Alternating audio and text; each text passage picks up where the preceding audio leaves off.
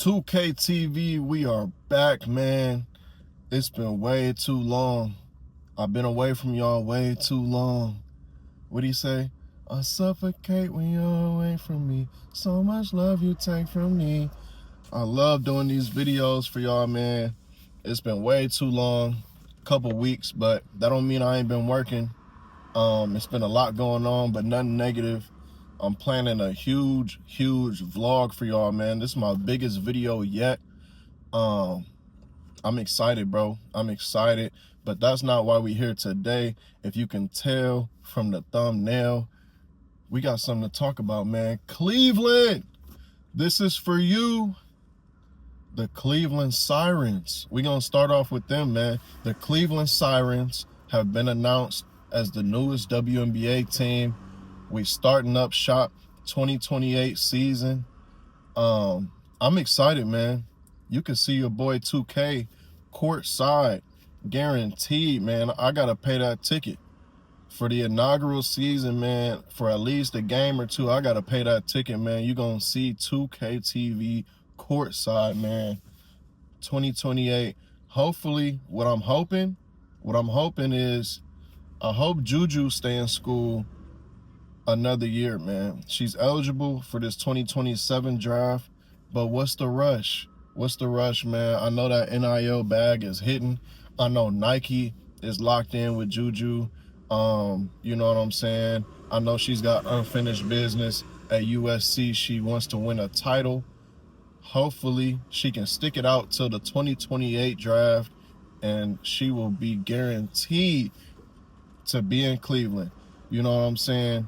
Well, not guaranteed, but hopefully we get the first pick and we can get JuJu, man. If not, maybe somebody like a Hannah Hidalgo. We need a dog in Cleveland. We need to start it off right. We need a dog out there, man. But I'm excited about that, man. Expansion team. You know, the Cleveland Rockers were one of the original WNBA teams back in the day. But this is a whole new franchise under a whole new name. Same city, same vibes. And I'm excited for that, man. Like I said, I gotta get up close and personal. I gotta get to some games come 2028. But I'm excited about that, man. Bringing some excitement to the city. A WNBA team. We already got the Cavs rocking. The Browns. We about to talk about them in a minute. The Browns. They rocking, man. You know, the past couple drafts, the past couple seasons, we've been turning it around, man. And I think this year, will be another step in the right direction. 2028, we get the new Brown Stadium, man. 2028, it's gonna be rocking in Cleveland. But we getting it started now. We putting a little precursor on there. We getting it started now, heating it up now.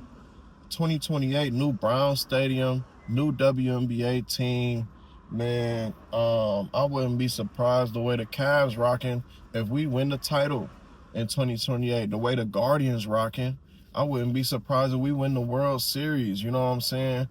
I'm putting up my coins right now so I could be ready, so I don't miss nothing in 2028. They letting y'all know. They letting you know Cleveland is on the up and up, man. And I'm excited, dog. 2K TV is excited, man. Like I said, speaking of them Browns, we got a heavy quarterback competition going on with your boy Shador Sanders, Big Deuce, man. 2. You know, that's who I want out there. 2, man. We got the same birthday.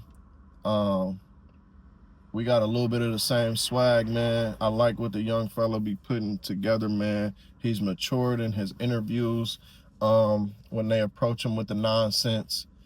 And his play has improved, man, as expected. The son of a Hall of Famer, a pro's pro. Coming out of college, he was the most accurate quarterback amongst all Division I quarterbacks.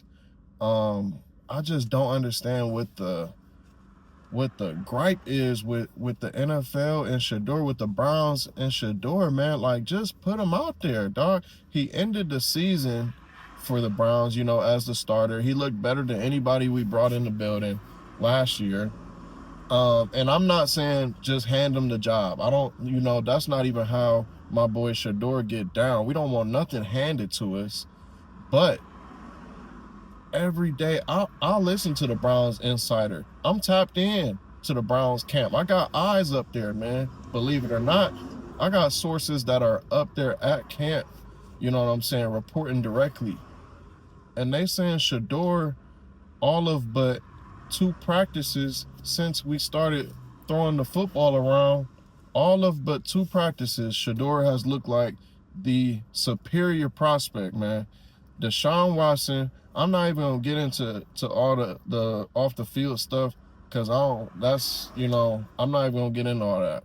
But the truth of the matter is, since Deshaun Watson has arrived in Cleveland, he's been banged up, he's been injured, he hasn't been consistent, and the fact that somebody of his caliber, somebody with his salary, is sitting here in a quarterback competition with a 5th round draft pick and Shador Sanders, what does that tell you?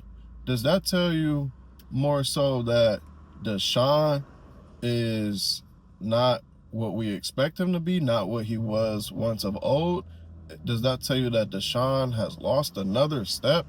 Does that tell you that Deshaun is not up to par as the veteran? You know, as the veteran, I mean, take the money out of it, take the off the field stuff out of it. A veteran quarterback is not supposed to be neck and neck in a quarterback competition with a 5th round draft pick. It's just not supposed to happen. There's a few quarterback competitions that are going on in the NFL right now that I think, in my mind, should already be decided. I don't know if this is some mental matrix that we got going on.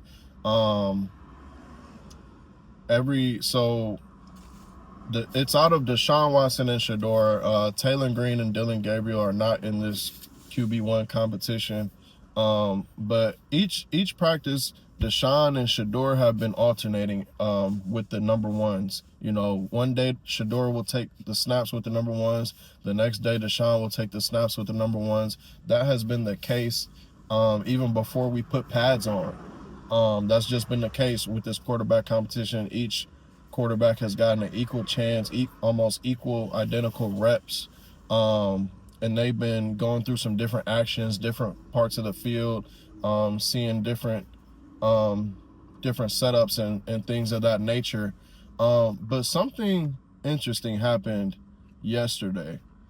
Deshaun was scheduled to be with the twos. It was Shador's planned day to start, but right before practice, Todd Monken pulled a fast one, and he announced that Deshaun would be starting for the 2nd day in a row. Now, a lot of people in Cleveland media, they got to panicking. They got to talking crazy. They got to, they picking Deshaun. They doing this again. Todd Monken is doing the same thing as Kevin Stefanski. No, he's not. No, he's not. This is nothing to panic about, man. I'm telling you. Pulling a fast one right before practice starts is nothing but mental matrix. Todd Monken is trying to see how Shador will respond, you know what I'm saying, to being pulled right before practice. And he still had a good day with the twos. Deshaun had a good day with the ones. I will give him that. I'm not a Deshaun Watson hater at all. I'm a Browns fan, you know what I'm saying? And I want whoever is going to win us games to take snaps. But you got to just call a spade a spade. Deshaun has been hurt. He's not going to last 17 games. And with his contract and with everything that's going on with that, I cannot see a world where Cleveland brings him back next year. No matter how he plays, he would have to play out of his mind to receive a contract extension in Cleveland. I don't think the fans are supportive of that. I don't think it's realistic. And with that being said, if the competition is really as close as people are saying, if Shador is on Deshaun's heels like that, why not go with the young guy? Why not go with Shador? You have 2 first-round draft picks next year. If Shador balls out, that checks a box. You got your quarterback. I love the receiving room that we put together through the draft the past couple of years. I love Harold Fanning. I love Quinshawn Judkins. You know what I'm saying? I love Spencer Fanu, the offensive tackle that we just drafted in this year's draft. 90% of our best players on this team are young players. I love it. Nobody's expecting the Cleveland Browns to win the Super Bowl this year or next year. But what I'm saying is, why not go with the young guy that has showed promise, that ended last year well? He's showing improvement in camp. Why not go with that guy, you know? And I'm not saying release Deshaun. I'm not saying try to find a desperate trade partner for Deshaun. He will be more than a comparable backup throughout the year. But I just don't see him playing 17 games, and I don't think it makes sense to have Shedeur sit half the season or until Deshaun fucks up bad enough. You know what I'm saying? Let Shedeur get some continuity. Let him continue to improve on his chemistry with the receivers. Let him continue to improve in this new offense with Todd Monken. And let's just see what he got. If he shits the bed, draft another quarterback next year. If he plays well, build the rest of the team, man. You know what I'm saying? I really do feel like Shedeur is a starting caliber quarterback in the NFL. I'm not saying he's a superstar. I'm not saying he's Patrick Mahomes. I'm not saying he's Tom Brady. What I'm saying is he's accurate. He can read a defense. His teammates respond to him. And he's not making any money. So if he does pop, you look like a genius. If not, it doesn't cost anything to keep letting him improve and possibly light another fire under his ass next year. Bring one of those top quarterbacks in next year and have another quarterback battle. If he plays this year and he doesn't look up to par, I'm fine with that. But if he does play this year and he balls out and he looks good, like he's improving steadily and we're winning games and he's accurate and receivers are making comparable catches, Jerry Jeudy, why not, bro? Why not? Why fucking not?